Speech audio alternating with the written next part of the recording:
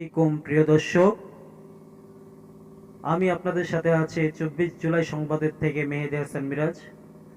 আমি এখন আছি বাঘরা বাজার পদ্মা নদীর পাড়ে। বিকেলের কি সুন্দর মনোরম পরিবেশ, কি সুন্দর দৃশ্য, কি সুন্দর সূর্য দেখেই মনটা ভরে যাচ্ছে। এই বিকেল বেলায় আমাদের পদ্মা নদীর তীরে অনেকে ঘুরতে আসেন, অনেকে সৌন্দর্য দেখতে আসেন। আমার পিছনে দেখছেন ঐতিহ্যবাহী পদ্মা নদী। সেই নদীর মাঝখান দিয়ে যাচ্ছে মালবাহী ট্রলারগুলো, এবং আমার পিছে দেখছেন জেলে ভাইরা, তারা প্রতিনিয়ত এখানে মাছ ধরে থাকেন। এই মাছের টাকা দিয়েই তাদের জীবিকা নির্বাহ করেন।